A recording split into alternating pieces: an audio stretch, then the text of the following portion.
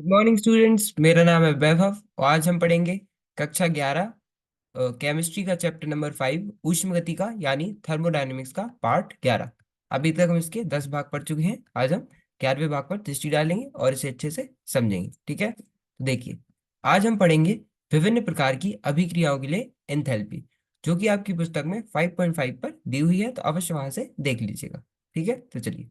हम्म, पहले हम देखेंगे मानक दहन एंथैल्पी, जो कि डेल्टा सी एच माइनस के से निरूपित की जाती है। ठीक है, इसे याद रखना। ठीक है, तो मानक दहन एंथैल्पी नाम से ही समझ आ रहा है कि दहन में जो एंथैल्पी परिवर्तन होता है उसे हम मानक दहन एंथैल्पी बोलते हैं। ठीक है, तो मानक दहन एंथैल्पी को इस प्रकार परिभाषित किया जाता है कि यह किसी पदार्थ की प्रति मोल वह एंथैल्पी परिवर्तन है जो इसके दहन के फलस्वरूप होता है जब समस्त अभिक्रियक एवं उत्पाद एक विशिष्ट ताप पर अपनी मानक अवस्थाओं में होते हैं। ठीक है, तो मानक दहन एंथैल्पी क्या होता है कि जब हम कि, किसी पदार्थ की जब प्रति मोल पर, है ना, मतलब जब किसी पदार्थ के प्रति मोल पर जो एंथैल्पी पर परिवर्तन होता है उसके दहन के फलस्वरूप, है ना, मतलब जब किसी पदार्थ का दहन होता है।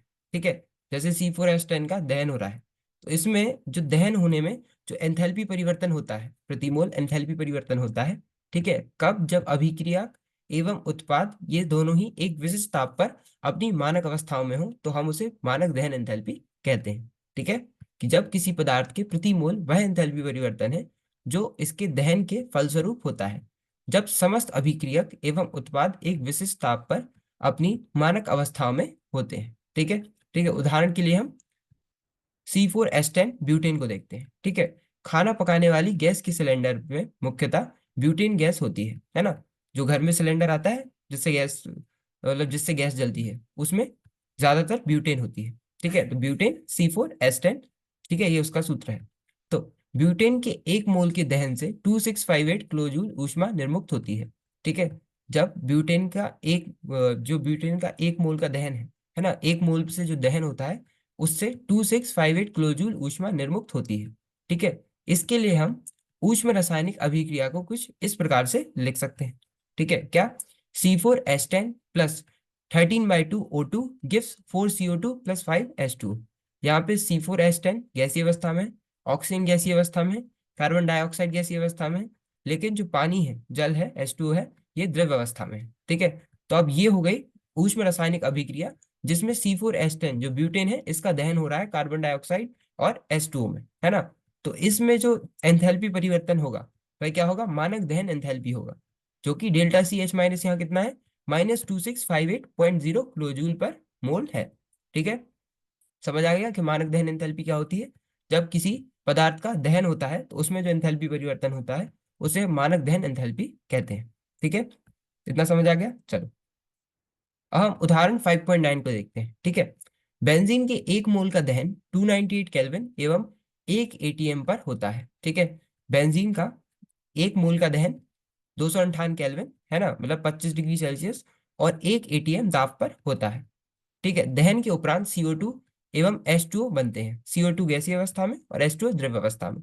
ठीक है, मतलब जब हम बेंजीन का दहन कराते हैं 298 केल्विन और 1 ATM पर, तो हमें कार्बन डाइऑक्साइड और H2O मिलते हैं। ठीक है, और तथा 3267.0 किलो जूल ऊष्मा निर्मुक्त होती है, और साथ ही 3267 किलो जूल जो ऊर्जा है वह भी निर्मुक्त होती है। ठीक है, बेंजीन के लिए मानक विचलन एंथैल्पी की गणना कीजिए। ठीक है, तो हमें बेंजीन के लिए मानक विचलन एंथैल्पी, ठीक है, मतलब अब जो बेंजीन बनना है ना, मानक विरचन एंथैल्पी है। ठीक है, तो बेंजीन में बनाने में जो ऊर्जा है ना, एंथैल्पी है, उसकी हमें गणना करनी है। ठीक है, विरचन एंथैल्पी की गणना करनी है।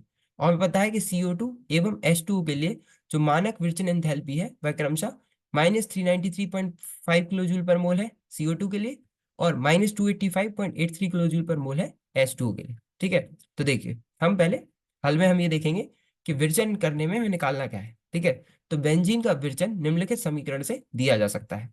ठीक है, कि जो बेंजीन का विरचन है वो कुछ इस प्रकार से हो सकता है कि 6C plus 3H2 gives C6H6, है ना। इस प्रकार से बेंजीन को, इस अभिक्रिया से बेंजीन को बनाया जा सकता है। ठीक है, C यहाँ पे ग्रेफाइड है, प्लस 3H2 गिव्स C6H6 जो कि बेंजीन है। ठीक है, तो हमें यहाँ पे डेल्टा F H माइनस निकालना है। ठीक है, मानक विरचन एंथैल्पी बतानी है। ठीक है, अब हमें उदाहरण में क्या दिया था, प्रश्न में क्या दिया हुआ था कि एक मोल बेंजीन के लिए जब दहन करते हैं, है ना, जब हम दहन करते हैं बेंजीन का तो हमें कार्बन डाइऑक्साइड और H2O मिलते हैं, है ना। तो C6H6 plus 15/O2 gives 6CO2 plus 3H2O। ठीक है, तो ये हो गई हमारी अभिक्रिया ब्यूटेन के दहन की, है ना, एक मोल ब्यूटेन की दहन की। तो इसमें जो डेल्टा CH माइनस है, ठीक है, इसे हम मानक दहन एंथैल्पी बोलते हैं, और वह कितना है -3267 किलोजूल पर मोल है। ठीक है, ऐसे एक मोल CO2 के लिए विरचन एंथैल्पी, अभी हमने देखा ये 3267 क्या थी, बेंजीन की दहन एंथैल्पी, और -393.5 किलोजूल क्या है, CO2 की विरचन एंथैल्पी, मतलब मानक विरचन एंथैल्पी का मान है, और -285.83 क्या है, ये H2O की मानक विरचन एंथैल्पी का मान है। ठीक है, तो देखो अब हम CO2 की बात करें, इसकी विरचन की, एक मोल CO2 का विरचन कुछ इस प्रकार से होगा, C+O2 गिव्स CO2। ठीक है, C ग्रेफाइट है, O2 ऑक्सीजन है गैसीय अवस्था में, और CO2 कार्बन डाइऑक्साइड है गैसीय अवस्था में। तो इसका डेल्टा एफ कितना है, -393.5 किलोजूल पर मोल है। ठीक है, इसकी मानक विरचन एंथैल्पी -393.5 किलोजूल पर मोल है। ठीक है, ऐसे ही एक मोल H2O के लिए जो विरचन एंथैल्पी है वह क्या है, -285.83 किलोजूल पर मोल है ना। अभिक्रिया कुछ इस प्रकार से, H2 plus half O2 gives H2O। ठीक है, इतना समझ आ गया। देखो अब हम देखेंगे समीकरण 3 को 6 से एवं समीकरण 4 को 3 से गुणा करने पर। ठीक है, अब हम समीकरण जो 3 है इसको 6 से गुणा करेंगे, और जो समीकरण 4 है उसे 3 से गुणा करेंगे। ठीक है, तो देखो 6C+6O2 गिव्स 6CO2, हमने कुछ नहीं किया, C+O2 गिव्स CO2 जो था हमारा, जिसमें हम कार्बन डाइऑक्साइड का विरचन कर रहे थे, उसको हमने 6 से गुणा कर दिया। ठीक है, तो डेल्टा एफ एच जो है, यह इसका भी, ये भी 6 से गुणा हो जाएगा इसका, है ना, तो इसका 6 से हमने गुणा किया, तो -2361 किलोजूल पर मोल आया। ठीक है, ऐसे ही समीकरण 4 को, जो H2 plus half O2 gives H2O था, उसको हमने 3 से गुणा किया, तो 3H2 plus 3/2 O2 gives 3H2, ये अभिक्रिया हमें, ये समीकरण हमें प्राप्त हुआ। ठीक है, और 3 से गुणा हमने किया किसका, डेल्टा एफ एच का, तो हमें -857.49 किलोजूल पर मोल यहाँ पे मानक विरचन एंथैल्पी मिली। डेल्टा एफ एच कितना है, -857.49 किलोजूल पर मोल, है ना। याद रखने में हमें बनाना क्या था, हमें बेंजीन की बेंजीन का विरचन करना था, उसके लिए हमें समीकरण बनाना है। ठीक है, तो देखो अब हम इन दोनों को जोड़ेंगे। ठीक है, तो इन दोनों को जोड़ा तो हमें क्या मिला, 6C+3H2 प्लस 6+3/2O2 कितना हुआ, 15/2O2 gives 6CO2 plus 3H2, है ना। तो हमें कुछ इस प्रकार से समीकरण प्राप्त हुआ इन दोनों का योग करके, है ना, 6C+3H2, है ना, और प्लस 15/2O2, और उत्पाद में क्या है, 6CO2 प्लस 3H2। ठीक है, तो अब इन दोनों की जो डेल्टा एफ एच है ना, ये जो मानक विरचन एंथैल्पी है, इनका भी योग हो जाएगा। तो ये कितना होगा, डेल्टा एफ एच माइनस कितना हुआ, -2361 और -857.49, इनका योग हुआ तो हमें मिला -3218.49 किलोजूल पर मोल, ये हमें प्राप्त हुआ। ठीक है, अब हम जब समीकरण 2 को उल्टा लिखेंगे, ठीक है, समीकरण 2 कहाँ पे है, ये रहा समीकरण 2। ठीक है, जिसमें बेंजीन का दहन हो रहा था, है ना, C6H6 plus 15/2O2 gives 6CO2 plus 3H2। अगर हम इसे उल्टा लिखें तो क्या मिलेगा हमें, 6CO2 प्लस 3H2O, जिससे हमें क्या, C6H6 बेंजीन प्लस 15/2O2 मिल रहा है। ठीक है, तो डेल्टा एफ एच माइनस इसका कितना था, -3267.0 किलो जूल पर मोल था, है ना, हमने समीकरण को उल्टा कर दिया, तो अब डेल्टा एफ एच कितना है, 3267.0 किलो जूल पर मोल है। ठीक है, अब समीकरण 5 एवं 6 को जोड़ने पर हम पाते हैं, ये रहा समीकरण 6 और ये रहा समीकरण 5, इनको हम जोड़ेंगे तो हमें कुछ इस प्रकार से ये समीकरण प्राप्त होगा, 6C+3H2 गिव्स C6H6, है ना। और अगर हम इसे ध्यान से देखें तो क्या है, हम कार्बन और हाइड्रोजन से बेंजीन बना रहे हैं, है ना। तो इसमें जो एंथैल्पी परिवर्तन है वह इसका मानक विरचन एंथैल्पी हुई, है ना। तो यहाँ पे डेल्टा एफ एच कितना आया, 48.51 किलोजूल पर मोल आया।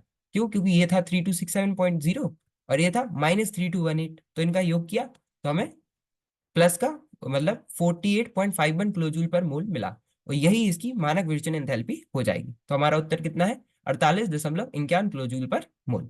ठीक है, इतना समझ आ गया ना, इसमें कोई दिक्कत नहीं ना, चलो अब हम देखेंगे कड़न एंथैल्पी को। ठीक है, डेल्टा एच माइनस से हम निरूपित करते हैं। आइए डाई हाइड्रोजन के कड़न के उदाहरण पर विचार करें। ठीक है, अब मान लीजिए हमें हाइड्रोजन दी हुई है, H2 गैस दी हुई है जो अपनी गैसीय अवस्था में है, इसे जब 2H में बदल दिया गया, ठीक है, तो ये जो एंथैल्पी परिवर्तन है, इसे हम बोलते हैं कड़न एंथैल्पी, जो कि कितना है, डेल्टा एच कितना है, 435.435.0 किलो जूल पर मोल है, ठीक है।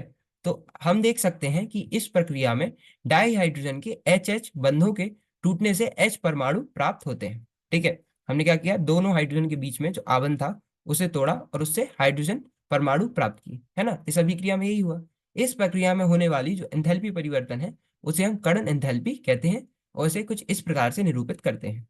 यह गैसीय अवस्था में किसी भी पदार्थ के एक मोल में उपस्थित आबंधों को पूर्णतः तोड़कर परमाणुओं में बदलने पर होने वाला एंथैल्पी परिवर्तन है, ठीक है। तो कड़न एंथैल्पी क्या है, जब हम, जैसे हाइड्रोजन है, ठीक है, तो इसमें जितने भी बंध थे जब हमने इन्हें तोड़ दिया, तो और तोड़ के इससे इसके परमाणु बनाए, तो इस अभिक्रिया में होने वाली जो एंथैल्पी परिवर्तन है वह कड़न एंथैल्पी है, ठीक है। तो यह गैसीय अवस्था में किसी भी पदार्थ के एक मोल में उपस्थित आबंधों को पूर्णतः जोड़कर परमाणु में बदलने पर होने वाला एंथैल्पी परिवर्तन है, क्या, कड़न एंथैल्पी, ठीक है। ऊपर दर्शाए गए डायहाइड्रोजन जैसे द्विपरमाणुक अणुओं की कड़न एंथैल्पी इनकी आबंध वियोजन एंथैल्पी भी होती है, ठीक है।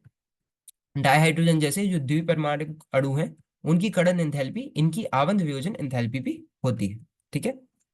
अब हम देखेंगे आबंध एंथैल्पी डेल्टा बॉन्ड एच, ठीक है। आबंध एंथैल्पी को हम इस तरीके से निरूपित करते हैं, किसी भी अभिक्रिया की ऊष्मा को रासायनिक आबंधों के टूटने एवं बनने में होने वाले ऊर्जा परिवर्तनों से जोड़ा जा सकता है, ठीक है। क्या, किसी भी अभिक्रिया की जो ऊष्मा है उसको रासायनिक आबंधों के टूटने एवं बनने में होने वाला जो ऊर्जा परिवर्तन है उससे जोड़ा जा सकता है। रासायनिक आबंधों से जुड़े एंथैल्पी परिवर्तनों के लिए ऊष्मगतिका में दो अलग पद प्रयुक्त होते हैं, ठीक है। क्या, रासायनिक आबंधों से जुड़े जो एंथैल्पी परिवर्तन है, अगर आबंध की बात हो रही है तो रासायनिक आबंधों से जुड़े जो एंथैल्पी परिवर्तन है उसके लिए ऊष्मगतिका में दो अलग पद प्रयुक्त होते हैं।